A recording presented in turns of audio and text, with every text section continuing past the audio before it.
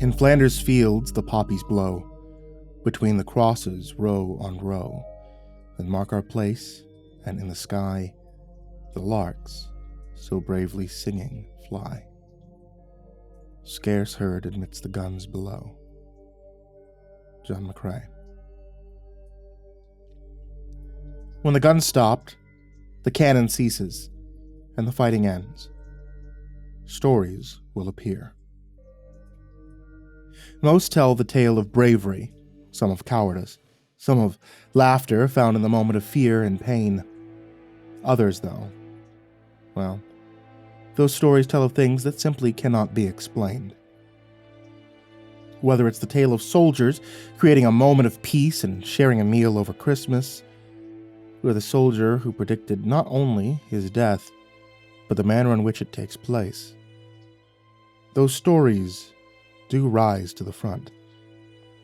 Others, however, whether due to their own mystery or the questions that yet rise, fall away. This is the tale of one such story, one that to this day has no good explanation, told through the eyes of one witness to those events in his own fearful and confused words. The incident has long been the stuff of legends. The story seemed better fit to a short horror story than a real experience. Yet it did happen. That much is certain. What exactly happened, though, remains a mystery to this day. One thing is quite certain, though. On the 21st day of August, 1915, while waging the bloody Battle of the Dardanelles, the 4th Royal Norfolk Battalion simply vanished from the face of the earth. These men were not cut down by the staccato of the machine gun, nor the drum bass sound of the bombardment. Rather, they were there one moment and gone the next. Robert William Cunningham, a private in the New Zealand regiment supporting them, and 2 others were witness to the events of that day, and the following is his recount of that tale. The day started much like any other, which is to say, we were awakened by the sound of our elephant blowing his whistle and screaming gas. My mask was presently at hand, as I kept it, yet it felt like ages before I could get the thing in place. Gas attacks were common then, with evil green and yellow clouds wafting down from the enemy positions above. It was a scramble to put one's mask in place, a fight made more difficult by the gagging, burning sensations when the cloud touched flesh. With the mask in place, the world became a hollow shell of itself.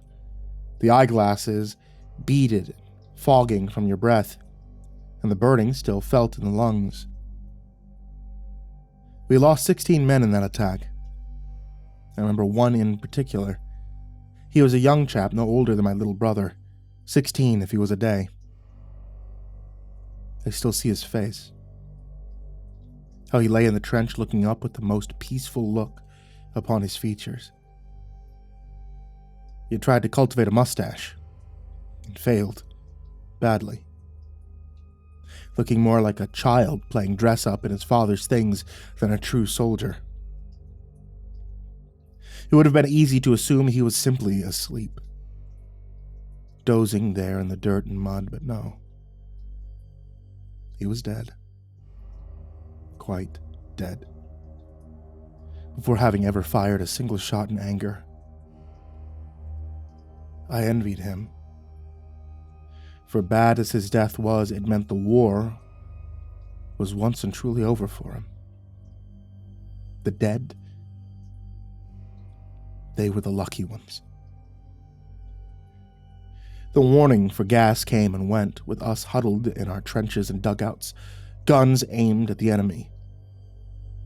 It was their custom and ours to some measure to proceed in assault with gas, and then to attack en masse.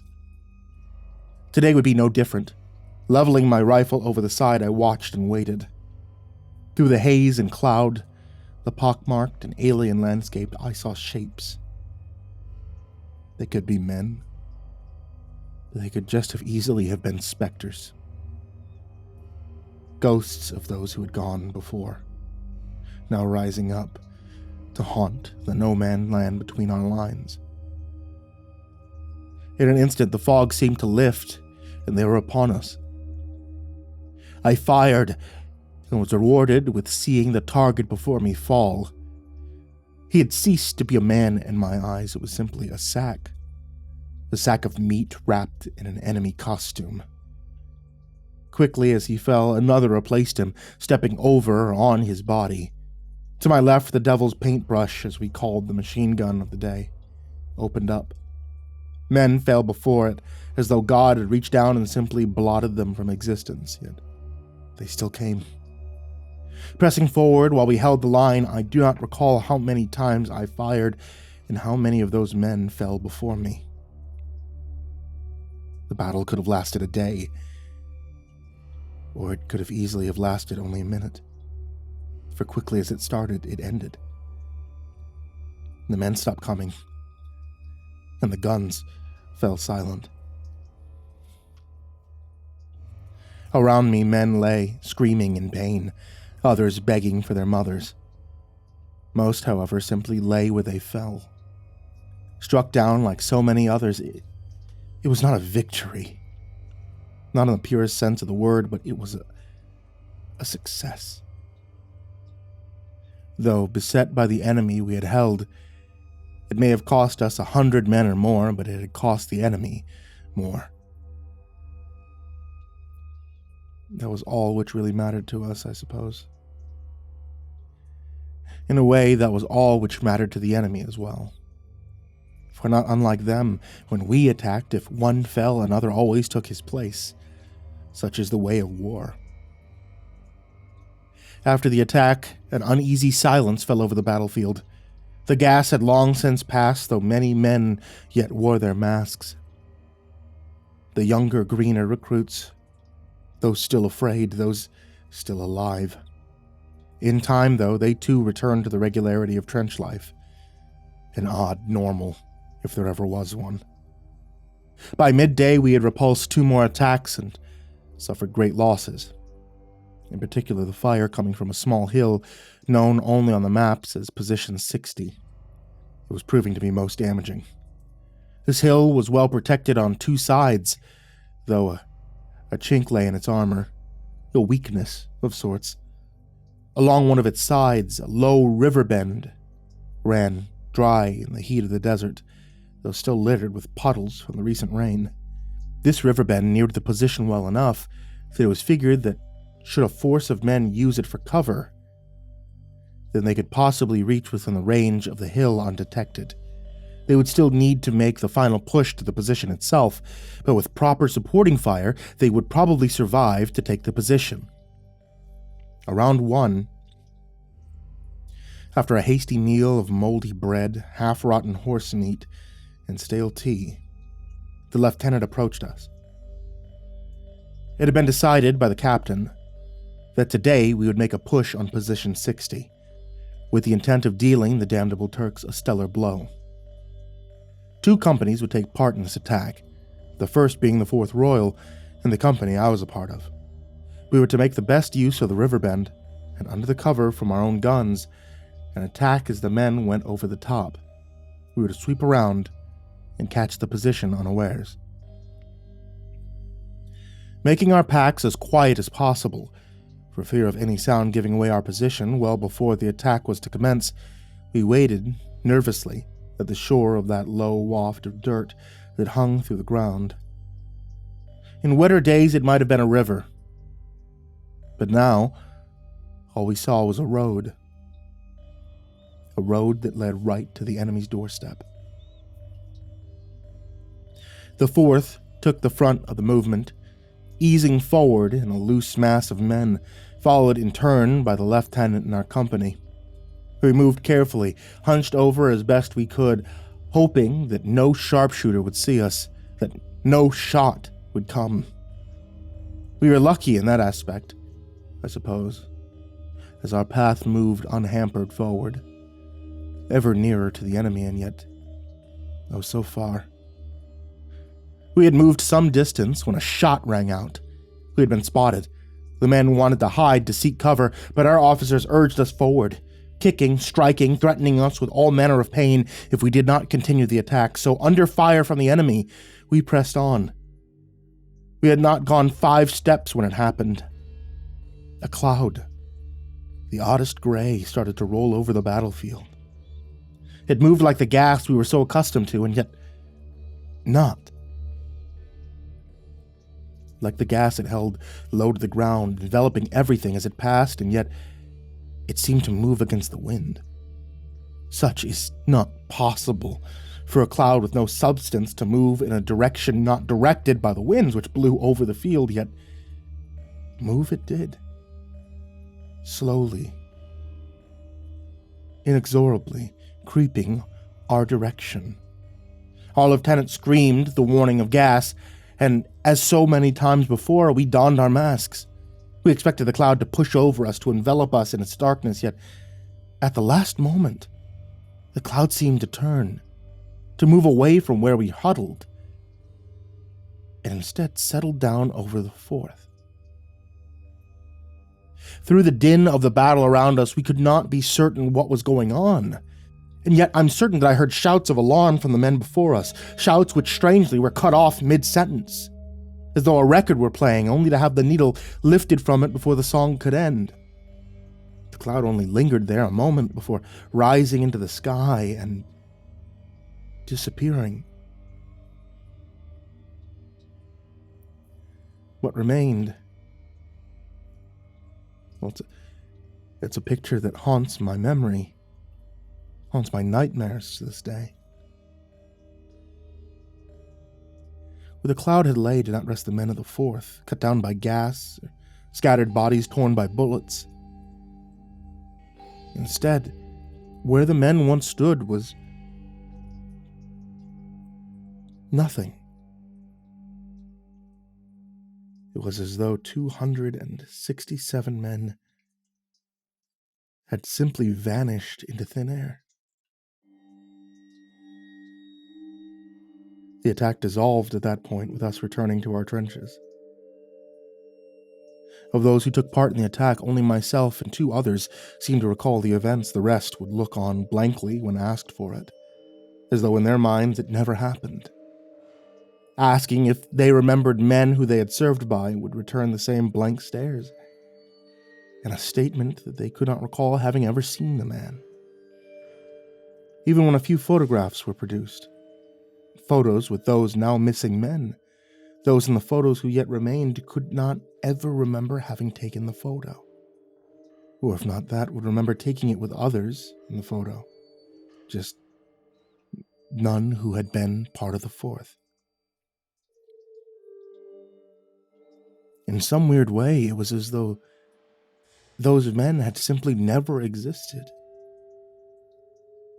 Yet they did. They had to. One man going missing was not unheard of in that day. Even whole platoons would go on a patrol, never to be heard from again. However, that so many men could simply up and vanish, I can't explain it. I don't think anyone can.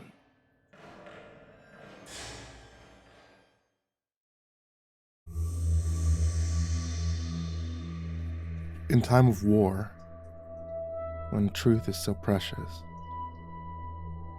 it must be attended by a bodyguard of lies. Winston Churchill.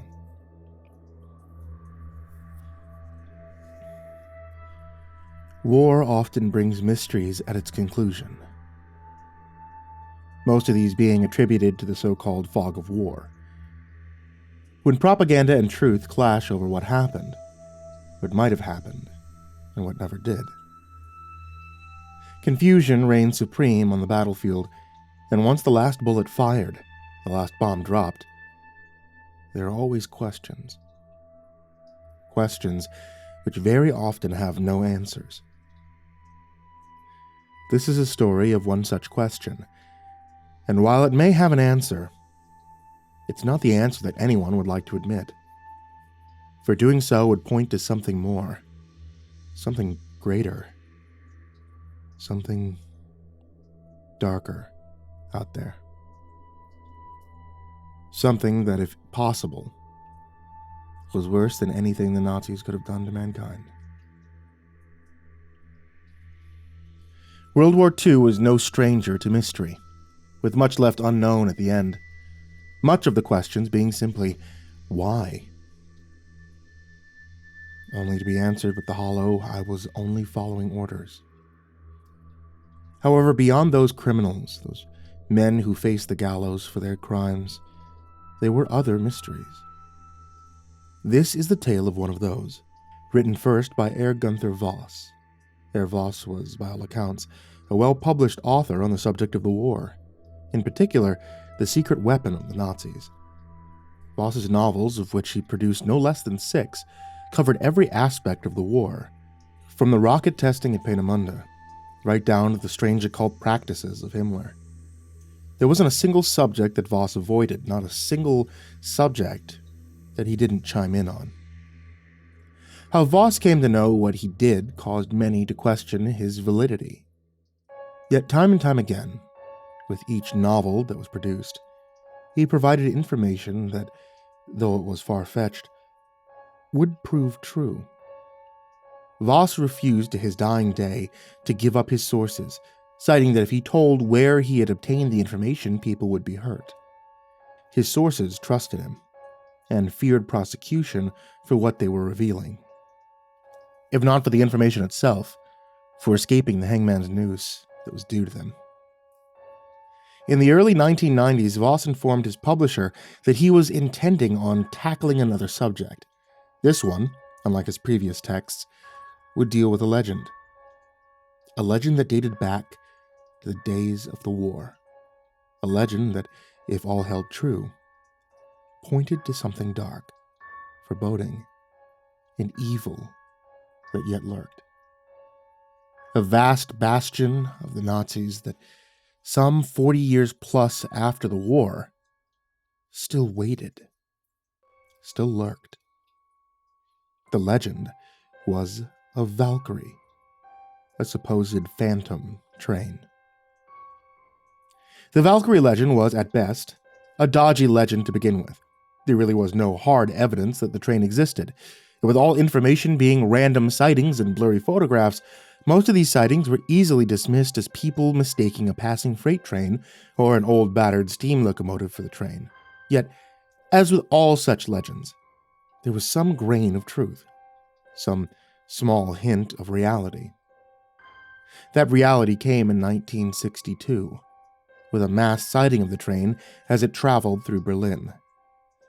That over 100 people witnessed the train at exactly the same time, with each one recounting the same thing.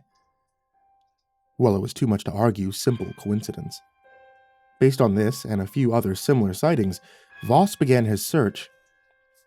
His diary, released to the public in 1993 after his suicide, lends some light on the search, though in totality, it makes the story even more obscure, more mysterious. When his diary was published, more reviewers chalked it up to the ravings of a madman. Others, however, believed that while Voss may have gone insane, it was not because of some medical condition, but rather something he had witnessed, some truth, some forbidden knowledge he had come in contact with. For your consideration, excerpts from Voss's diary leading up to the final entry written hours before his suicide in 1992. Diary, Voss Gunther. Translated from German. 12th of October, 1992. I do believe the legend of the Valkyrie is true. Looking back through the accounts, as well as the few photographs taken on that fateful day in 1962, I have come to the conclusion that those rituals undertaken in the castle in the final days may have succeeded. If such is the case, and I am proven right, then my future will be laid out for me, to prove, beyond a shadow of a doubt, that what was done there worked. Well, it will change the way that people think about the occult. It'll make me a wealthy man, no doubt, though if it is true, then I fear what may have been unleashed. The dead cannot hurt the living, though. That much I am sure of. 13th of October, 1992. Travel is easier now that East and West are joined.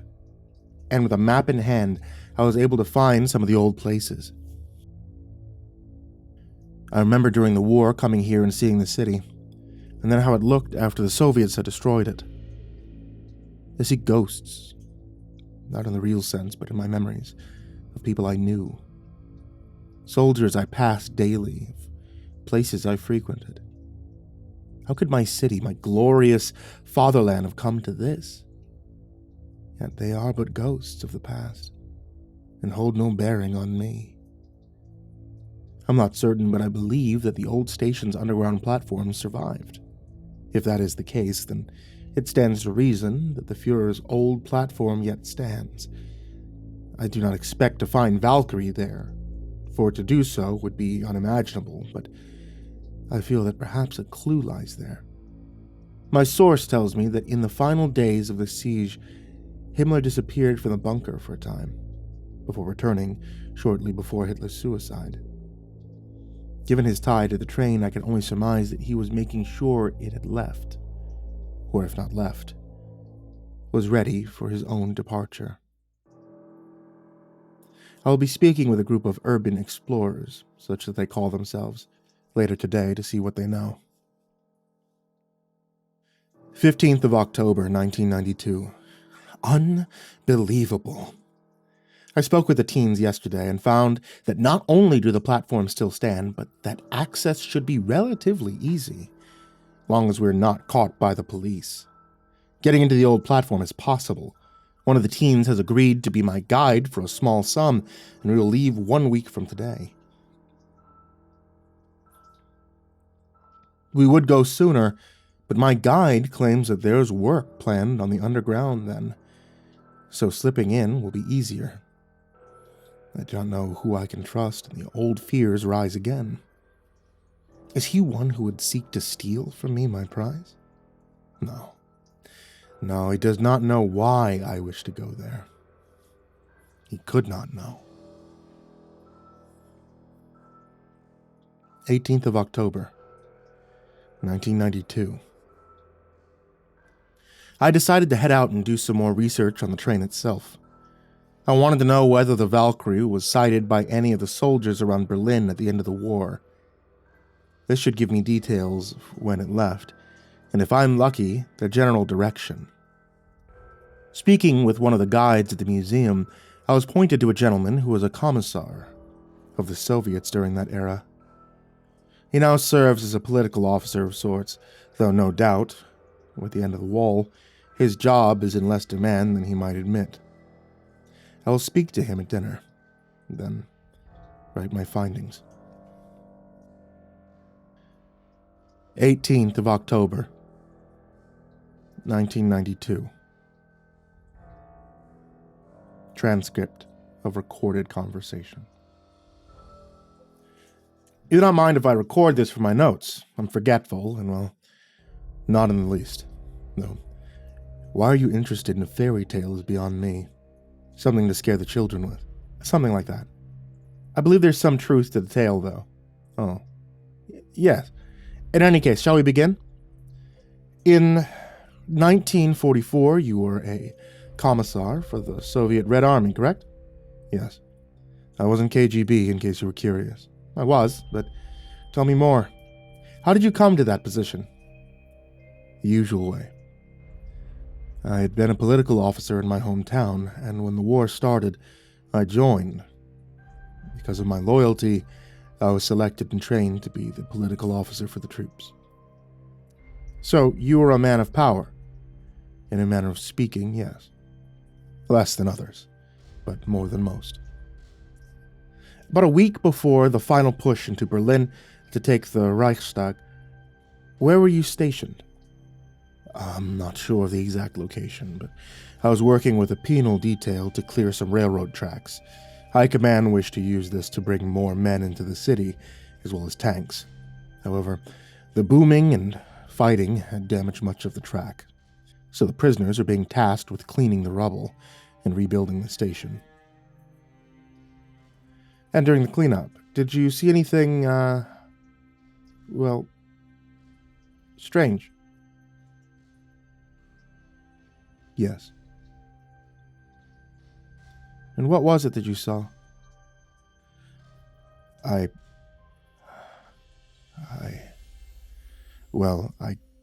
can't really explain. Can you try? It was late in the evening, just after the sun had set. The prisoners were being lined up to be sent back to their cells. No, not cell. It was an old boxcar we were using. In any case, as they were being counted, I heard something. A whistle. Yes and no. It was a train whistle, but unlike any I had heard before.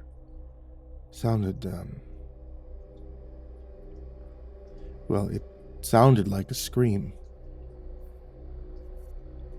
And what happened next? I thought one of the cars was coming early, so I ordered the prisoners to line up there. We saw this reddish light in the distance, and... Do you really want to hear this story? Yes. I wouldn't have asked. In no time, the train was passing us. It was black and angular. It looked like one of those armored trains the Germans had, though not quite. It wasn't long, maybe 5 cars, if that. But there was something wrong about it. Very wrong. Was it just that the train was there? What made it wrong? I only saw it for an instant, so I can't be certain. But it seemed to me that every last man on the train was a corpse. Rotted. Skeletal. Hell, the train itself looked like it had been to hell and back. I only saw it for an instant, mind you, but as it passed, I could have sworn that it shouldn't be moving. There was rust hanging from it, what looked like... It sounds so stupid now, but... what looked like bullet holes down its length. Did you report what you saw? I didn't have to. My commanding officer was there with me when it passed. He was white as a sheet. He turned to me and said that didn't happen. And you didn't see anything. I never argued.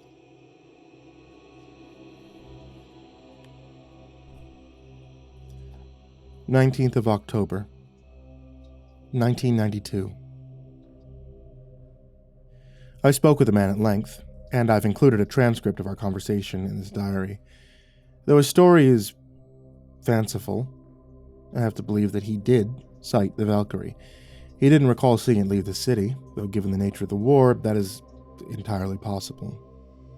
The sight of the dead crewing it worries me, but also makes me wonder if what I have always believed is true. Is it possible that in his dealings, Himmler finally touched something? That he managed to find a train crewed by the dead to do his bidding? I shudder to think about it, and yet so much seems to say it's true. The state of the train itself begs another question. Was it a tacked-on route? It's a strong possibility, though it doesn't explain the rust. Perhaps he's mistaken in that. I've checked military records from the period, and while there is mention of a similar train being destroyed, this story does not match up with this. Likely one of the other trains that the SS had transporting munitions to the front. 26th of October, 1992. I cannot write, yet I feel that I must. To put to paper what I saw, what I found. I've hesitated to do so and find it hard to believe days have passed since the expedition. I cannot sleep. I'm afraid that if I close my eyes, I'll see it again. I feel this odd draw, this animalistic fear. It's out there, waiting for me, hungering for me. Entering the underground was easy as my guide had suggested, and the little walk through the deserted old tunnels was difficult. It was not a great hardship. Our worst fear then was simply the great rats that infested the lower reaches. Oh, but that were the only thing we would have to fear. As suggested by my guide, I brought several chemical lights, a torch, and some tools to deal with any rusted doors we expected to find. We walked through the old tunnel for what seemed like ages, though it may have only been an hour or so. Coming around a bend, the area before us opened up to reveal the old platforms. Graffiti on the walls suggested that we were not the first to get here, and no doubt the last. This worried me as I feared that any artifacts in the Führer's section of the tunnel would have been taken. By my guess, there were 8 tracks in the platform area, with great wrought iron stairs that led to street level. Well, that is to say, they would have led to street level had the station above not long since been demolished in favor of a new car park and flats. Walking across the old tracks, we had to be careful of our step. There was a great deal of standing water, likely from a burst pipe or simple seepage over the years. Just for a moment I thought I heard a station announcement, though as before, that likely was nothing more than a memory. One of my own personal ghosts, rearing its ugly head once more. Moving around the back of the station, we found evidence that the homeless population of Berlin had taken up residence here at some point, though it seemed they were long since gone. Where they might have gone was not a concern of mine, though it did seem to interest my guide. Perhaps he knew of them. Whatever the case, I suggested we press on. The Führer's station would have been located someplace off of this, with a track to loop back around, so the train need not turn. My guide suggested that we head further into the tunnels themselves, as the junction to that tunnel would not likely be in the station itself. The tracks at this point were well rusted over, littered to some degree with the detritus of human decay. Bottle here, can there, the corpse of something. I suspect was a dog or a very large rat. Bits of paper and masonry, all evidence of age and decay. The first tunnel we tried ended in rubble where the tunnel itself had long since caved in. I suspect that this was due to bomb damage, but my guide noted that we were too far underground. To him, it looked like something had been blown up in the tunnel itself, blocking any further passage. The second tunnel was blocked like the first, but I noticed that the rubble had given way some at the top and wagered that it would be possible for a man to squeeze through the gap. At this point, my guide refused to go further, and upon pressing him on the issue, he stated that he felt as though he were being watched. I blew this off as simple cowardice, or wanting more money, so I offered to double his pay. He refused. I would have to go further on my own. I wish. Oh God, how I wish I hadn't done so. My assessment was correct, and with a touch of wiggling and some pressure, I was able to push my body through the small hole. Tumbling down to the other side, I found myself in a side tunnel, and from the looks of it, one that was far older than the typical construction. Shining my torch into the darkness, I found that not far from where I stood, another spill arched into view, blocking that end of the tunnel as well. Curiously, my flashlight glinted on something metallic. At first I thought this was just part of the tunnel itself, though. As I leaned down, I realized that it was a braided wire, the shiny part being where the outer covering had rotted away long ago. This wire traced back up into the tunnel, cross over from where I stood, past the previous cave-in, and into a side tunnel that I had previously not noticed. Following the wire, I came to one of those old-style detonation blocks. This pulled me up short. Whatever had blown the tunnel had not done so from the outside. Not to keep people out, as I figured, but rather had done so from the inside. Almost as though to keep something in. This is a fanciful thought, I told myself, for in all their fanaticism, the SS were never known to go this far yet. Something still bothered me about this. The hairs on my neck stood on end. I felt a chill run up my spine at what I saw next. There before me lay the remains of a soldier, still dressed in the uniform of Hitler's personal guards. I couldn't see how he died, though I suspected he had been too close to the blast. The soldiers in here, no doubt, had done this to themselves. Though the question remained why. I nervously moved forward, gingerly placing each foot before the other. I had not gone 5 steps when my foot brushed something and I stumbled. Feeling around for the torch, I laid my hand on a skull. This gave me a serious fright, and I recoiled in the darkness, stumbling over another macabre pile. As my eyes adjusted to the darkness, I realized that my previous assumption had proven true. There before me lay the rest of the demolition team, no less than 6 corpses, all in a near-perfect skeletal state. They were arranged in the tunnel. The men seemed to each have died running away from something. As if in their final moments they were desperately trying to escape, only to find that the way was blocked. Some unforeseen force had cut the men down where they stood. My previous assumption about the blast was torn asunder when I laid eyes on this. While the one man might have died in his own blast, these men were huddled together, clutching each other in what could only be called fear. I've heard stories of the dead being found such.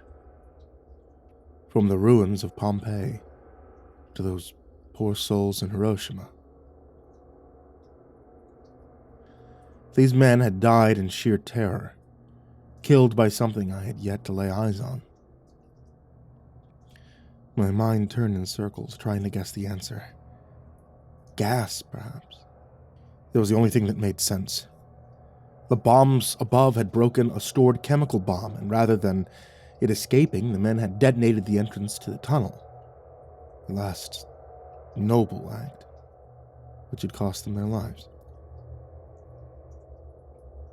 That had to be the answer. Yet if it was gas, could it still harm me? No, my mind told me it had been over 40 years since then. No gas would last that long. Would it? My heart was a lump in my throat, and though it told me to leave this place, my mind told me, move further.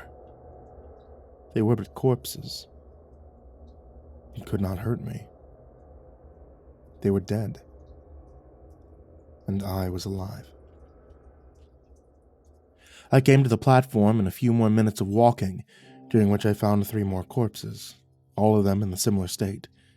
They each looked as though they were trying to escape something on the platform, leading me to believe that the gas had cut them down as they ran. Perhaps Himmler himself, in a last act of destruction, had slain those who were evidence of his crimes. Gone was the idea of a bomb strike causing the damage, replaced with a dark picture of that specter of death himself, sweeping in and killing those who trusted him, those who knew the secret he had been hiding for so long. I believe that Americans call it no loose ends. Chuckling darkly to myself, I even forced a smile. Or perhaps the Valkyrie itself ate their souls. I don't know where I came up with that idea, and even now as I write it, fear grips me. How right I was, and yet how wrong. How very wrong.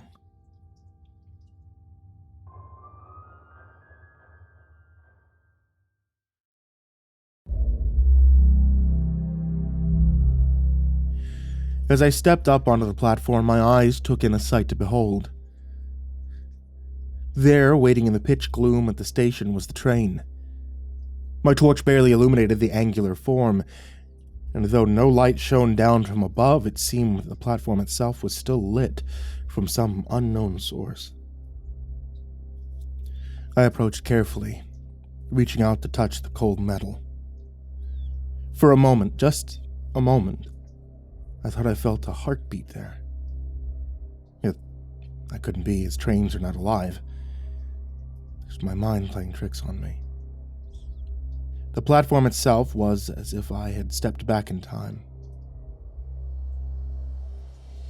Posters about the Fuhrer and war dotted the walls, and the paint, though faded, still shone through.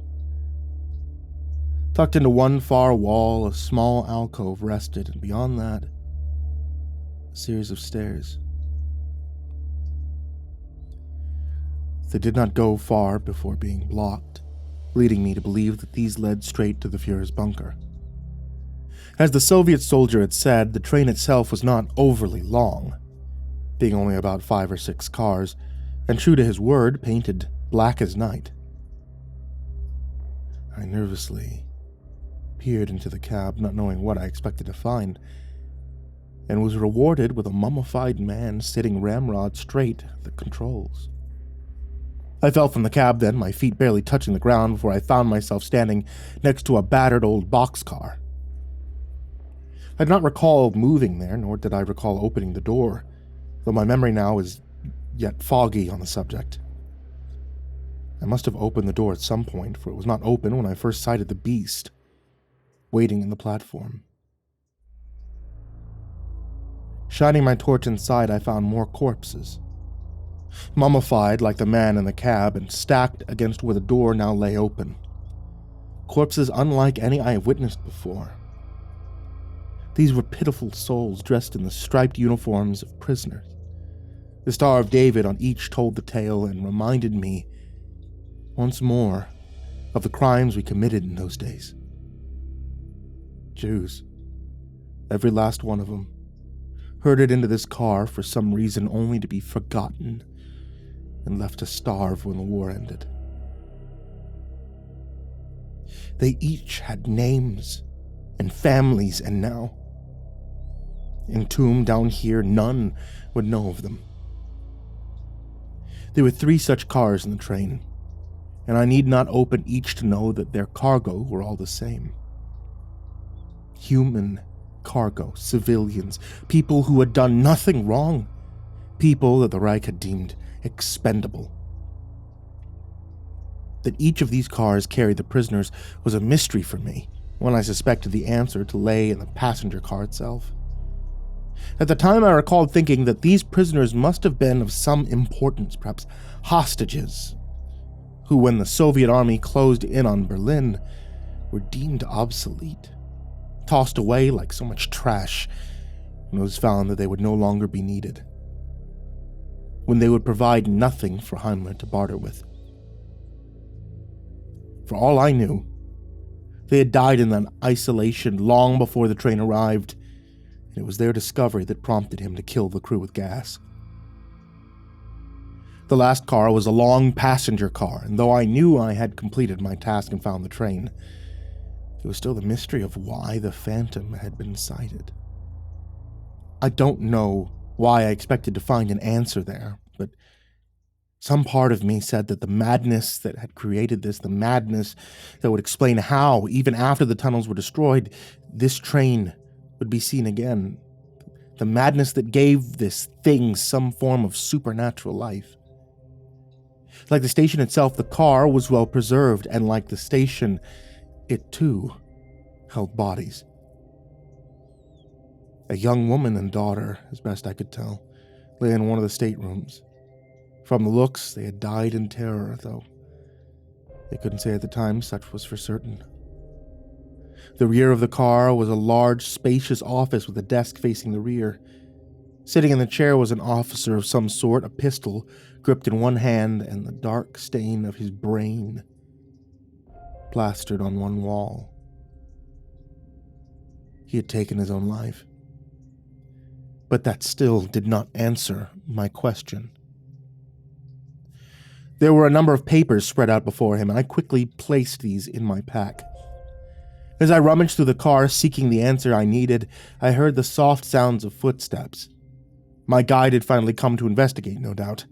Turning quickly, I recoiled in horror when my light shone not on my young guide, but on one of the corpses from the car I had previously opened. Lifeless eyes stared out at me, hands reaching for me. I stumbled back only to find my way blocked by another. I felt their hands upon me, the cold breath from their cracked lips. Turning round in circles, I realized that these dead had surrounded me. There was no way out. I finally knew the dark truth of what those men had died fleeing. They died fleeing their crimes. Our crimes. It was no gas that had killed those men, nor the whims of Himmler himself. No, it was those dead reaching from beyond the grave, those men and women killed for some personal gain or for no reason whatsoever. I understood it now. Why the train had been seen in 1962, why it had been witnessed so many times before, and why on the day Adolf Hitler killed himself, it had found its way to Berlin. The dead sought vengeance, and they would have it. I don't recall how I managed to get out of the old station, nor my flight from that place. I even don't know how I managed to get back to my flat in one piece. By the clock, only an hour had passed since I left, yet I know for certain we were down there all night. It was, and this sounds crazy, as though time stood still, as though I existed outside of time. I can't bring myself to sleep. I see the dead looking back at me. They know the truth, they know what I did, and they'll have their justice for it. The train is no train. I know that now. It's vengeance on wheels, seeking out those of us that escaped the hangman's noose, dragging us down to pay a fee. It's finally come due. It's only a matter of time that the train comes for me. I suspect I best go out and meet it. End of diary. After the final entry of October 1992, Gunther Voss packed his bags and told his wife he was going on a trip. He kissed her on the cheek and left. 1 hour later, the police arrived at her home to inform her that Gunther had apparently purchased a ticket, and then, while waiting for the train to arrive, had thrown himself in front of it as it pulled into the platform.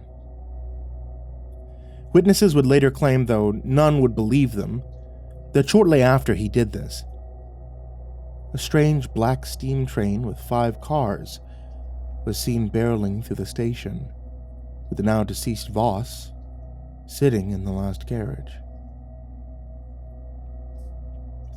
After his death, his diary found its way through the post to a local reporter, who, after reading it and looking over the papers sent with it, saw fit to publish what he had. Most of the papers were illegible, though one does stick out as being unique.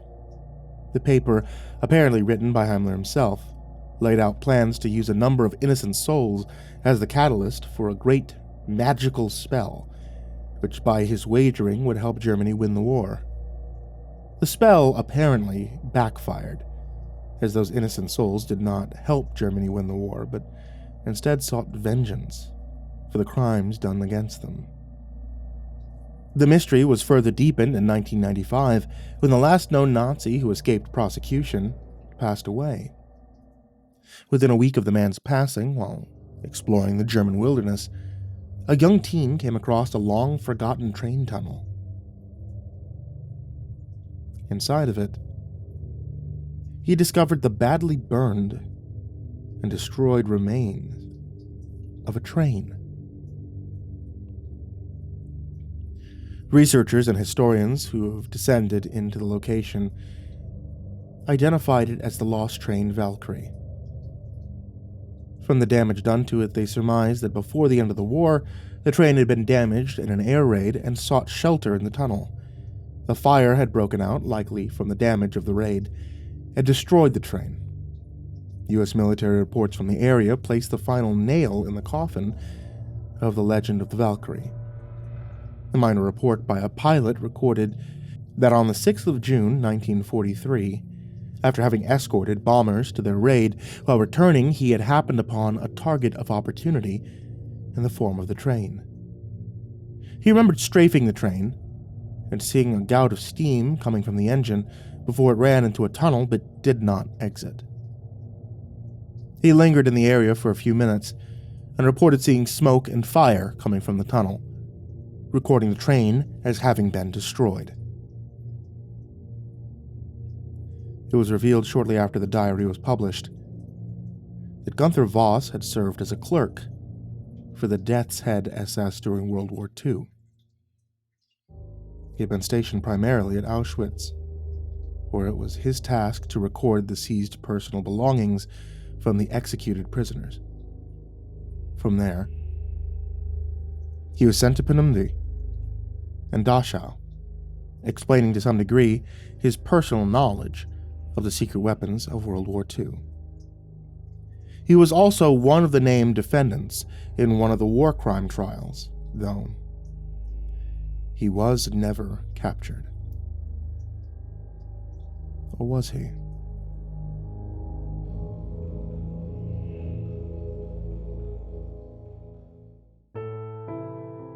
Hey there kids, it's me, MrCreepyPasta, and I just wanted to tell you thank you so much for watching tonight's video, or by listening to tonight's episode of the podcast. I know I haven't had as many updates as I would like to have on the channel lately, and things just kind of get really hard with shit that's happening in my family. But hey, I wanted to say thank you so much for being around, thank you so much for still supporting me and for coming back to listen to new stories. If you guys want to get updates anytime that I do upload, then please go ahead and hit that subscribe button and ring the bell. Or if you're listening over a podcast, I think it's still a subscribe button or a follow button or whatever happens. Those happen to be. As always, I want to give a very big thank you to everybody out there on patreon.com/MrCreepyPasta. A very, very big thank you to everybody there, and to especially Jordan Humble, Diana Kraus, King Crab, Calcifer420, Veronica Lynn Lopez, Marlon Chavez, Azazel66603, Ethan Leon, Polaris Prospect X, Blake Rattler, Viceroy Scorn, Samara Lynn, Disciple, SullyMan, Brandon Mendoza, BrimstonePandemonium, Caltuna, William Wellington, Scruffy the Janitor, Brenna Crow, LaQueda, Canizales, Smiley the Psychotic, Dante Kinkade, SimbasBloodyMojo, CursepoxPrimarch, M, Jedda's Pet, Clonable, J Kearns, Mike, himbojerry, CrusaderChocobo, Remember the Sun, Estebean, Hour Minute Second Time, Seclude, Salty Surprise, Red Shadowcat, Turtleman, Mr. Marcus Blitz, Voice of Sand, Thicomel, Melted Lake, Tully Sue, Croconut 509, Stricken, Freddy Krueger, Hades Nephew, Tommy Walters, Acid System, Sky Harbor, Nico Kyle, Tristan Pelkin, Ball Arms the Rat, The Ginger Bros, Daniel Polson, and Corey Kinchin. To all of you guys there, everybody who's down in the description, and everybody who can just give $1, I want to say thank you to you guys. And if you would like to join this list in the description, head over to patreon.com/MrCreepy. And if you would like to join this list in the description, sweet dreams.